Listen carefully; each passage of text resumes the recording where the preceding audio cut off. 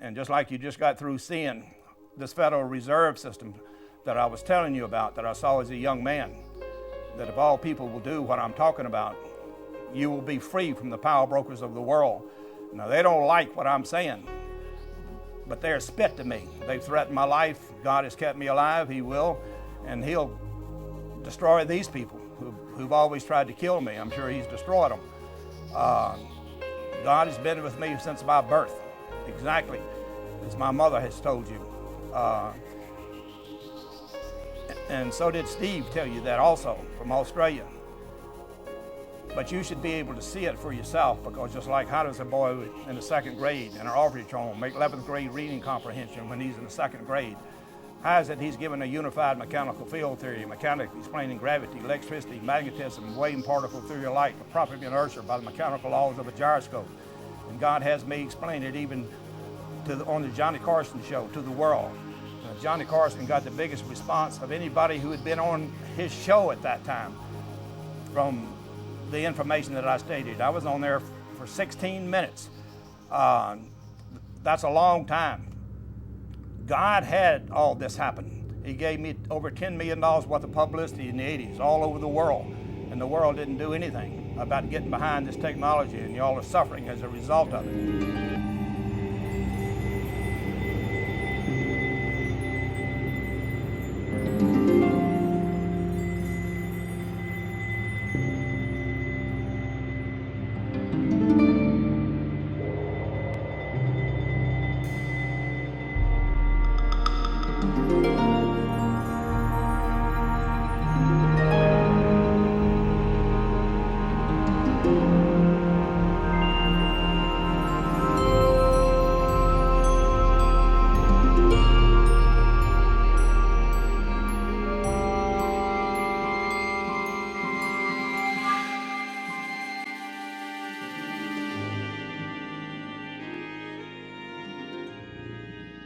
Now, as I got out of the service, I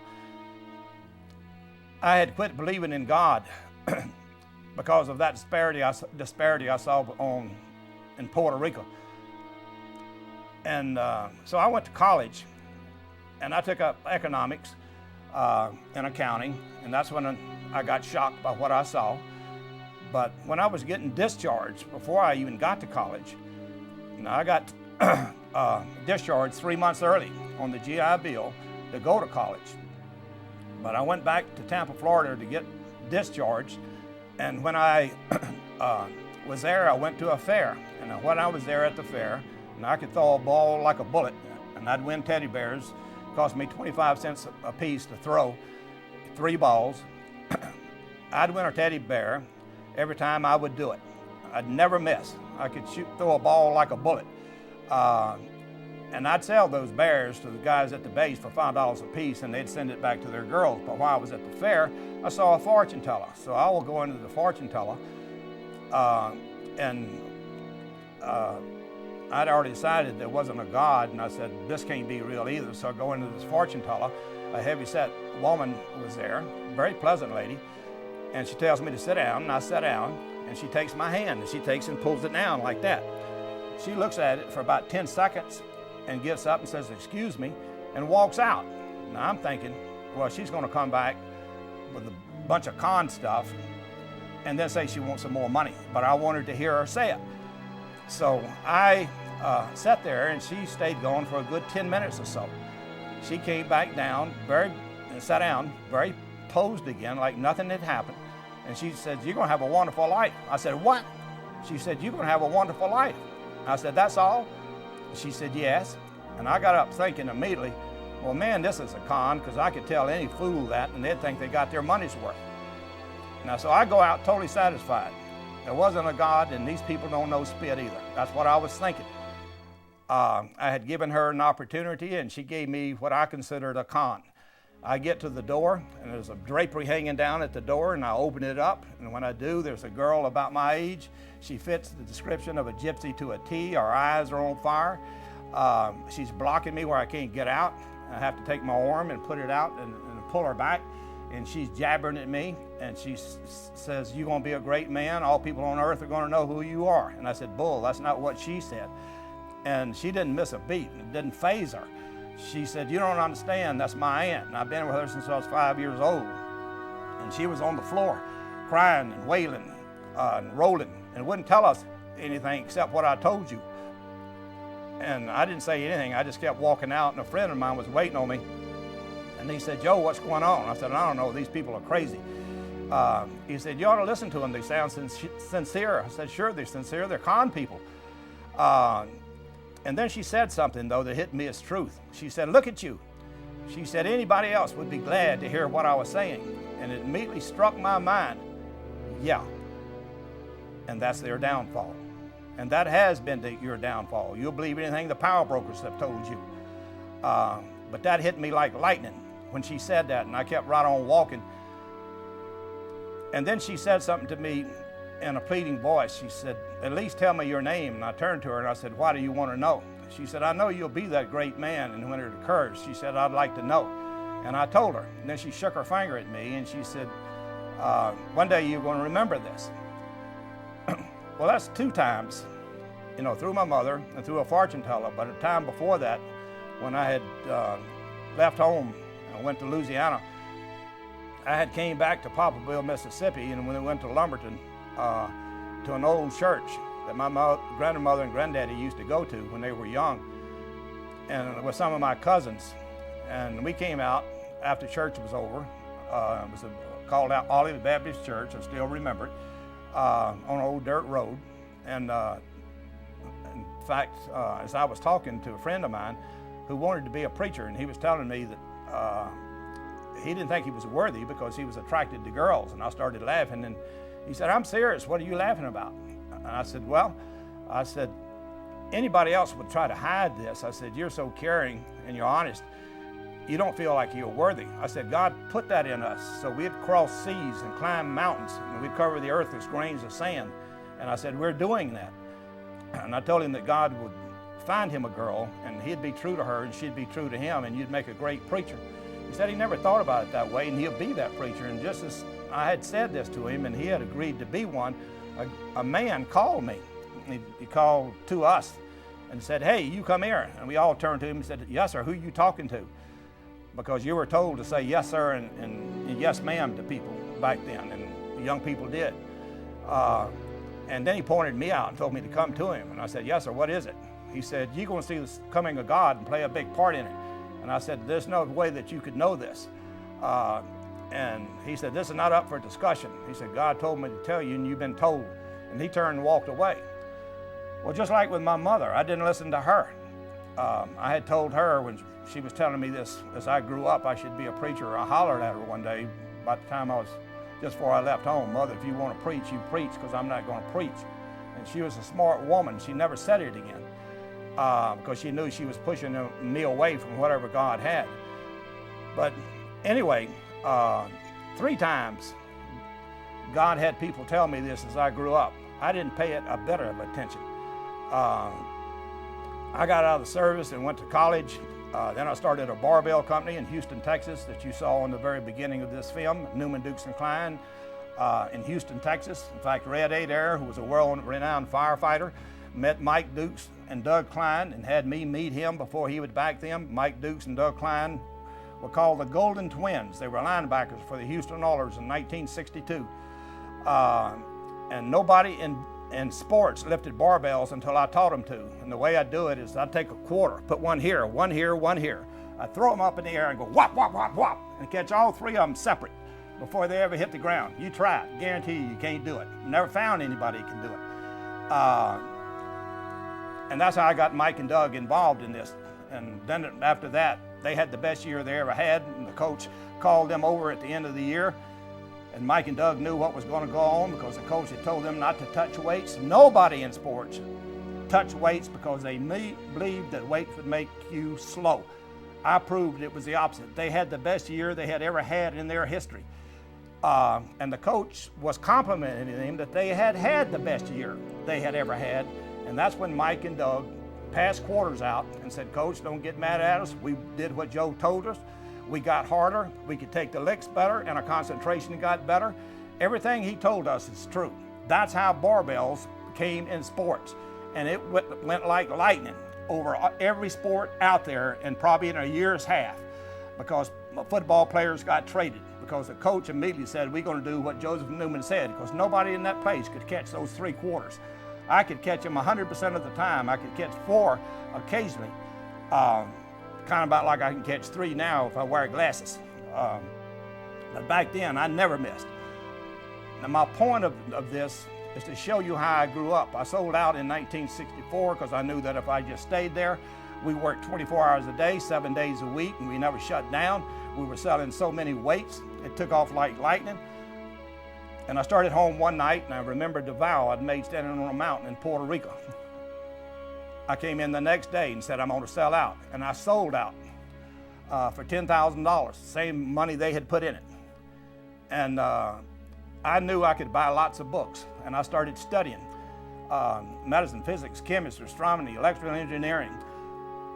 All of these subjects that you've seen me discuss, and you've seen the scientists who've responded that I answer questions for them that's never been satisfactorily answered to them before. I even explained it on Johnny Carson by the gyroscopic particle. Not Tesla, not Einstein, not Faraday, not anyone could explain anything I'm talking about. I explain them all by the simple mechanical laws of a gyroscope. That's why you see all those scientists on this video saying that I answer questions for them. Signed affidavits that I was right, that the theory was correct, and it would change the earth, and you people did nothing.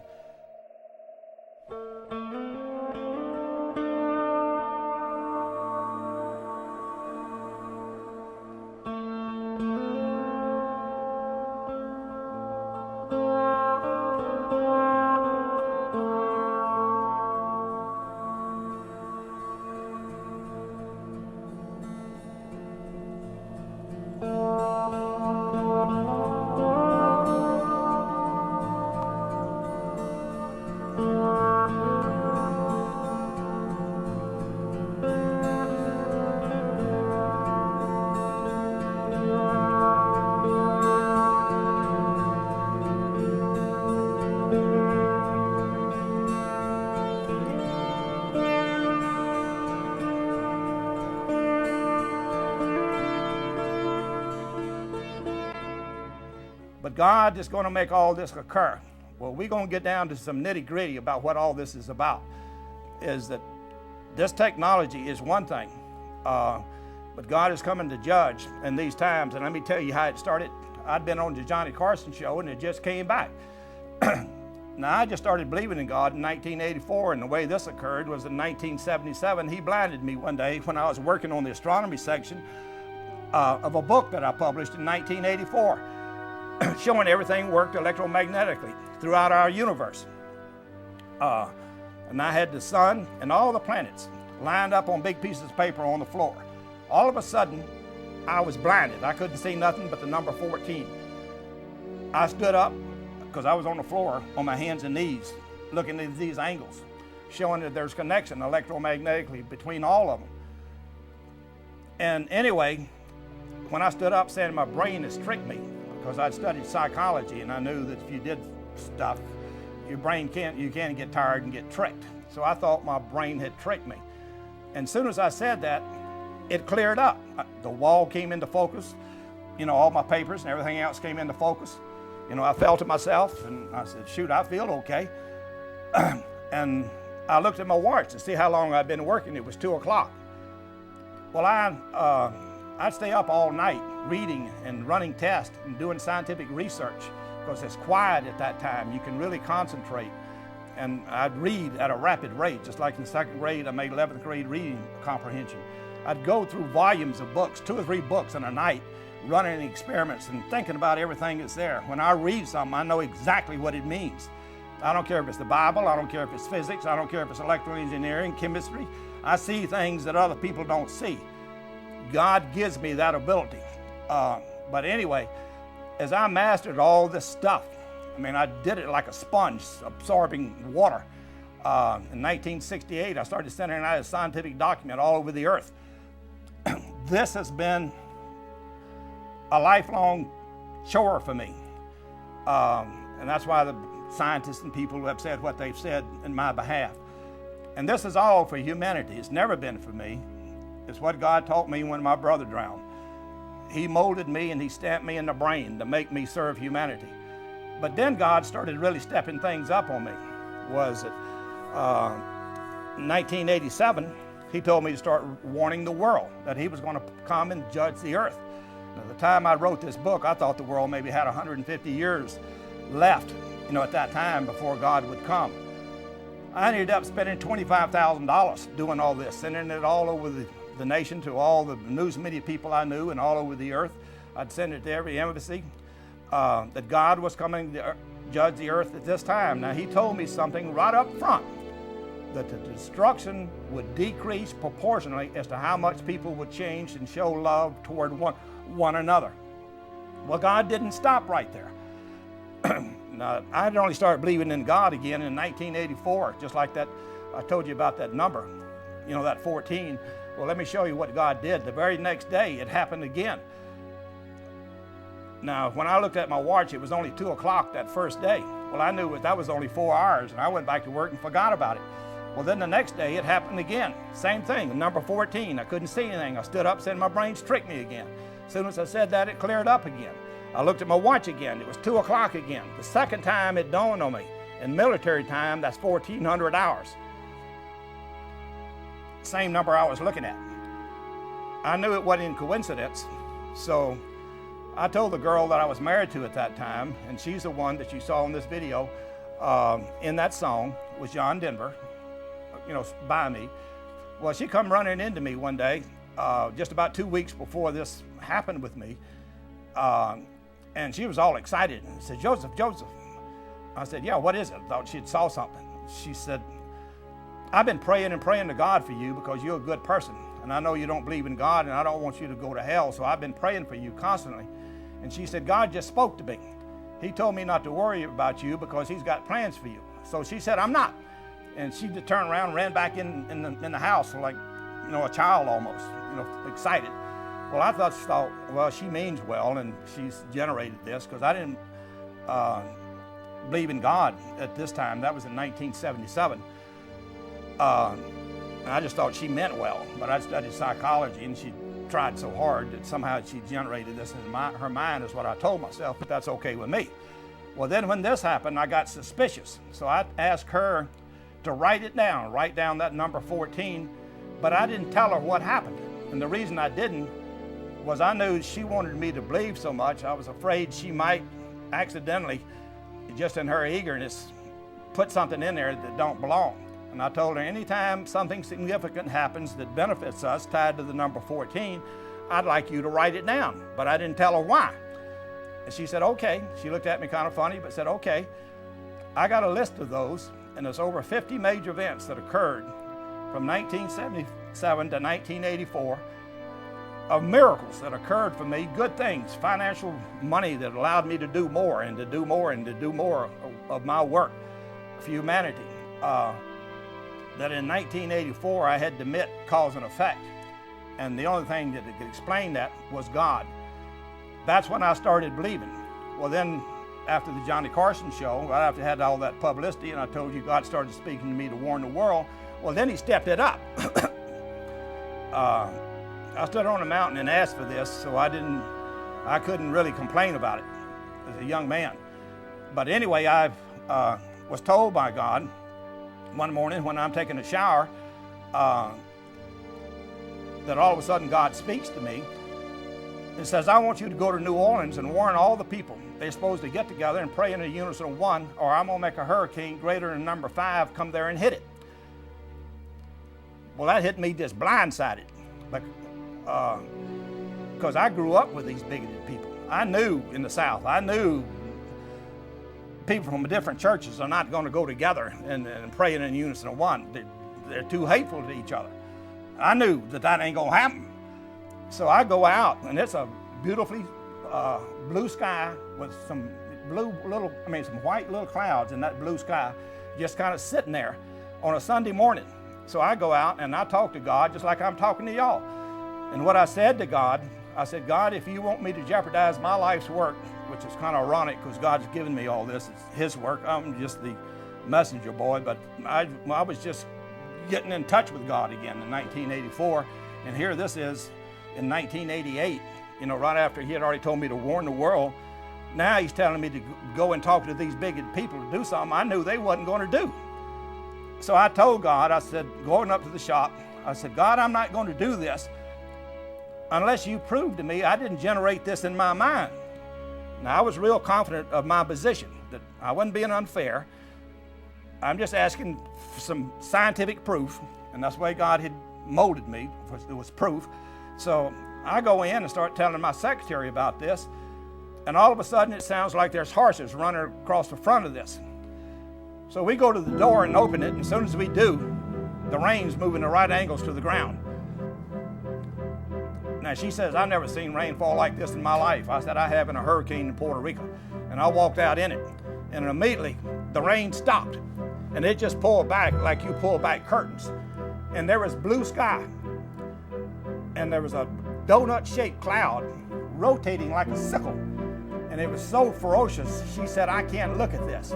Now, she went right back into the shop. Well, I had just challenged God, and he created a miracle for me, the kind he did for Moses. I knew that God was sincere. Now, I had a love for the people in New Orleans because they had totally got behind me through Garland Robinette, as you saw. And the people just totally covered this in a big way. I knew I didn't want nothing to happen to them. So I tell God, I'll go today. So I went there and I called all the churches for 2 or 3 days. In fact, my secretary went with me. She said, I know those people are not going to believe you. She said, they're not going to believe either one of us, but we both got to tell them. I'd have her tell them. I'd tell them.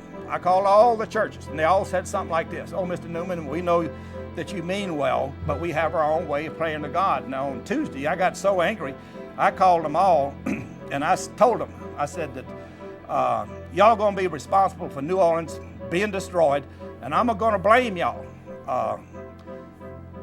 And anyway, I leave, and by the time I get to Gulfport, Mississippi, and that was Gilbert, it was stated over the national news that Gilbert had become the greatest hurricane ever recorded in this hemisphere and had dropped to the lowest atmospheric pressure ever recorded in this hemisphere. And it was going to hit somewhere between New Orleans and the Texas-Mexico border.